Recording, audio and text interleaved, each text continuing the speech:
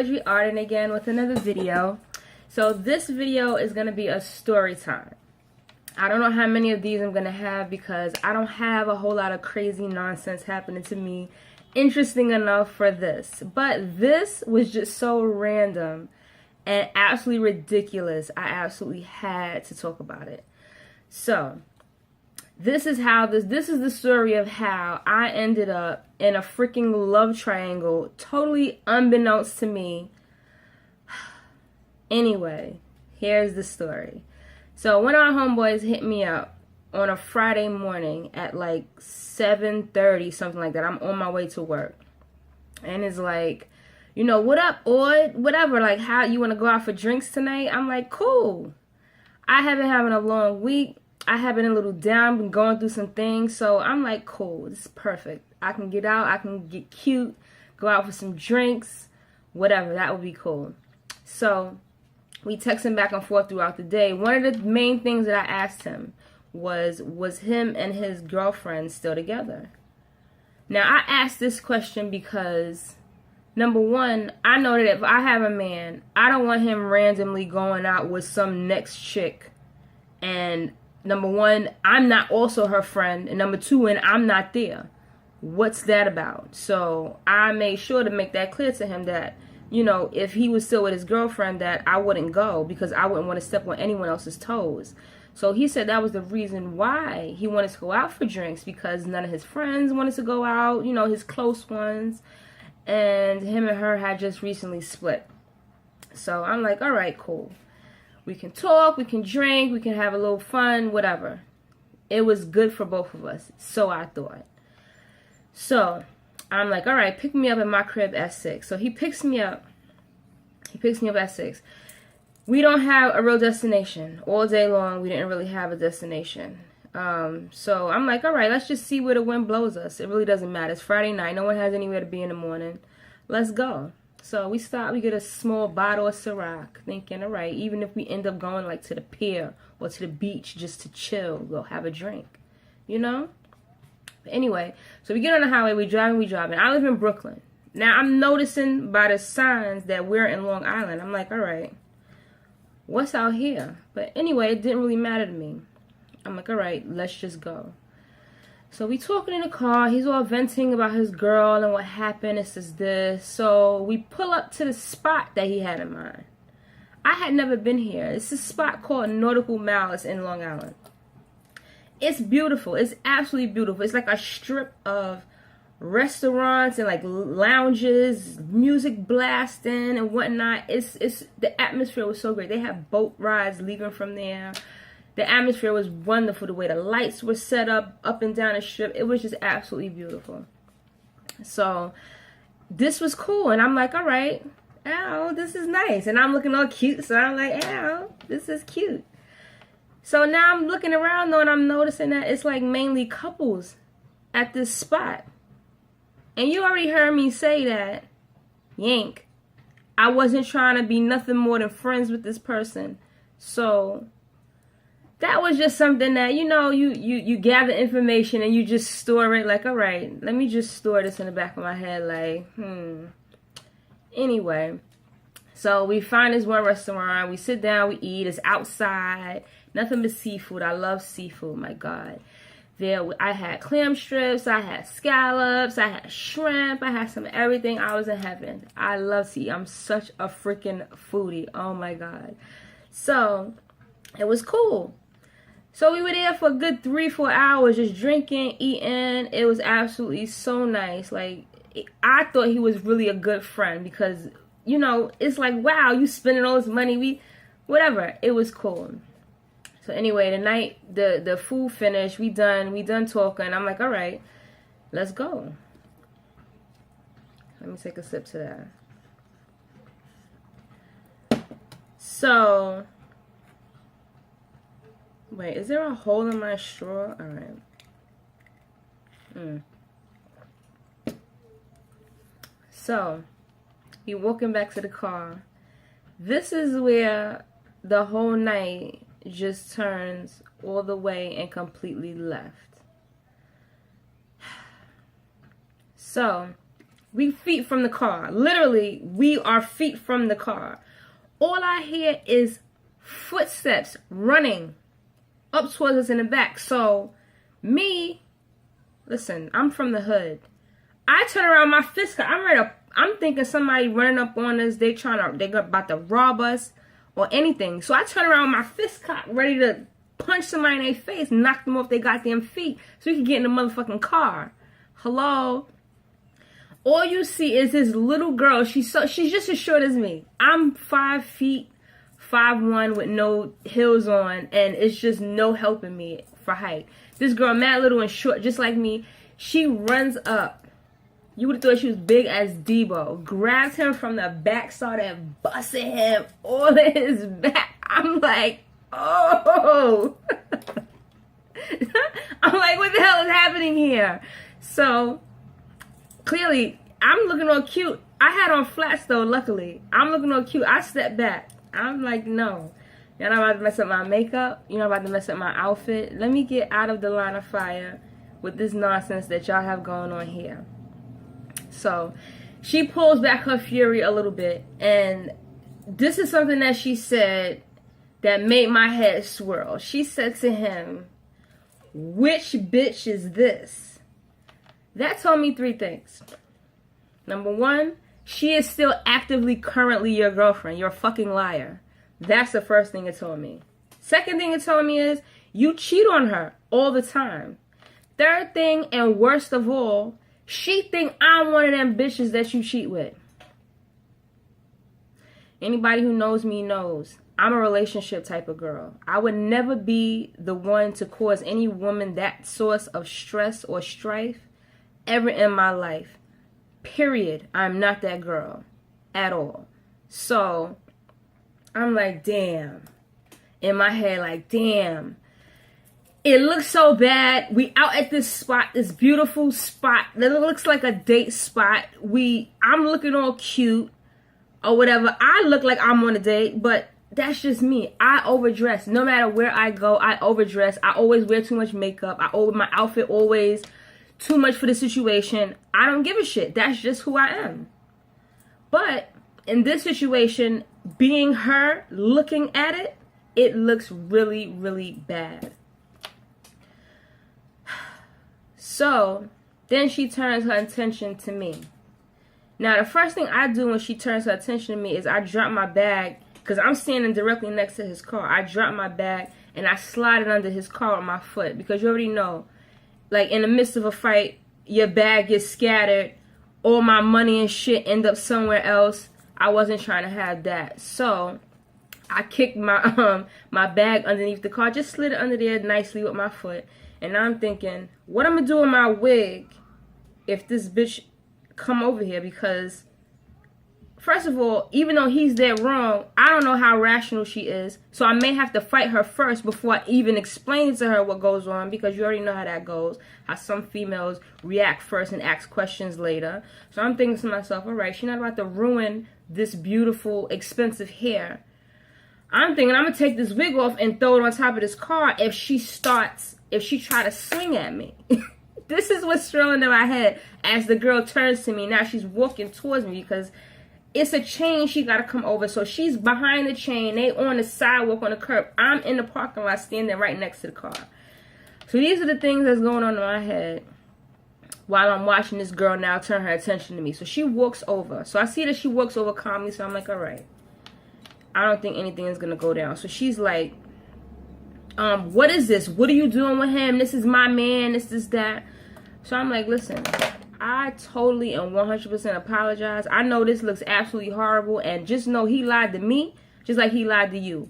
I was under the impression that y'all was broken up. He spent this night venting about y'all's relationship and how he wanted you back. I'm sitting here at the table giving him ideas and advice on how to get his woman back. Meanwhile, y'all haven't even broken up. So, I said, so you need to turn your attention back to him because I'm not the problem here. So she does just that. I guess my sincerity read through to her because she turned her attentions back to him. So now she back to him. She cursing him out. Well, nah, she's still grabbing him. She punching him, all that shit. So now here's where my head is. Like, all right, how am I gonna get the fuck out of here now? Because I don't know how long this is gonna last. At this point, it's probably like, it's not even late. But like I said, I wasn't trying to be with him. You know, so I don't have no business being out in the middle of the night with him. So it probably was like 11:30, something like that. It was time for me to go home. So I look at my phone, like, all right, who can I call? So I called my homegirl, Shanice, first. I figured she was with her man because he just got back. He's in the military. He just got back from leave. She didn't answer the phone. I'm like, God damn it. So I go to call an Uber. Now, like I said earlier, I didn't realize just how far away from home I was. I call an Uber. That shit says $67. I'm like, wait, what? So now I'm angry at the whole situation now, because now I just want to get the hell out of here. They still yelling and screaming. It's a crowd forming around us. Obviously, she's fucking him up in the parking lot. So this is what I say to them now. I'm like, listen, I clap my hands. Yank to all of this that y'all doing. We got to have a solution here. I said, I get it. You're angry. This looks bad. Whatever. Get up with him later because we all look dumb. Look at all of these people around us now. They looking at you. Who knows if people taking out their phones, trying to record. World star. Like, who gives a shit? I don't want nothing to do with this. I just want to go home now. That's it. So, I guess she, you know, when I said that, because she, you know, when you're in the middle in the heat of that anger, she probably didn't even notice that there were people around her. A crowd forming, though. So, she kicks his car a couple more times. I guess for good measure. Like, all right. I'm in the middle of this anger, so I got to get it out however I can. So, she kicks his car a few more times. She punches him a few more times. And then she gets in her car. She leaves. So, I get in his car. So I get in his car, and at first I'm not saying nothing because I'm waiting for him to address what just happened. Hello? This motherfucker didn't say anything for a good 5 minutes. So I'm just sitting there, I'm stewing because I'm like, yo, he not about to apologize for putting me in the middle of this situation. He not going to apologize for now having his girl think that I'm some goddamn random home wrecker. So I'm like, yo, what the hell was that? You not about to say nothing? We not going to talk about this? He's like, nah, she crazy, this. I said, listen, you don't have to lie to me because I am nothing to you. I don't care anything about this. So be honest with me. Clearly y'all still together, right? Nah, she just think we are. I'm like, listen, my ears work. I'm listening to the shit she's yelling at you. She's saying that y'all live together. She's telling you that she about to go to her crib and put all your stuff out. So clearly this is currently your woman, not yesterday or 2 weeks ago. Currently, right at this moment, she's your woman. Nobody's going through all that for nothing. Clearly, either she put a tracking device on your phone, she followed you, whatever it was, however she knew. She went through a lot of work for that because you're her man. Hello. Don't try to beat me in my head. I'm not dumb. I'm just not. So he keeps trying to now blame her. Oh, she's crazy. It's her fault. This is this. And I told you already that she said, which bitch is this? She lets me know he cheats on her all the time. So I'm like, listen, I don't even want to talk to you no more because all you're doing is making me angry. I'm tired of dudes saying dumbness like that. She's crazy. Why is she crazy? Clearly something happened. No one is just a mess like that out of nowhere for no reason. So you've been cheating on her a lot. I look like I'm just another one of them. She watching us walking together. Clearly she was behind us for who knows how long, watching us walking and talking together, strolling. So it's like, listen, you're 100% wrong. And if you really do want your woman like you said you do, you need to take down, let all of this nonsense that you're talking right now wash away and go and be humble to her. Like, listen, I fucked up. And I apologize. You have to say that you're sorry. And you have to say that you're wrong. And you have to tell her why. Because honestly, if I caught my man with another woman, like I ran up on you guys, there's no coming back from that for me. But clearly she stays. Because I'm not the first girl that she thinks you slept with. So she stays. So you have a chance. But you have to go in for her. So now we driving, we almost back to my crib. So I'm like, yo, don't hit me up no more for drinks unless you have other people coming, unless you hitting up the others in the class to come out with us. We not ever doing this again. I thought that we were homies, but clearly we are not. You don't have my best interests at heart because you don't know. I could have been a nut. I could have attacked. When she started to approach me, I could have been on some, let me hit her before she hit me type shit. Like, it could have ended really, really bad. It could have went a whole lot worse. You don't know just how angry she could have been. She could have just ran up on me and swinging. Suddenly, we rolling around the goddamn, two grown women rolling around the goddamn parking lot. So, you don't have my best interest at heart, so we're not friends. So, don't hit me up no more. That's that. And that's that. So, that was it. Night ended. Came in the crib. Clearly, I called a few friends. Had to talk about it, vent about it. Like, God damn it. I thought I was having a productive, nice evening. Look how it ended up. So, went to sleep. Everything good. Next morning at about 9 a.m., my phone rings. And it's him. So I'm thinking, all right, maybe he wants to apologize better because he really didn't apologize the night before. He kept trying to blame everything but himself for the whole situation. So I'm thinking maybe he wants to apologize. So I'm like, all right, let me answer the phone. Answer the phone. He's like, good morning.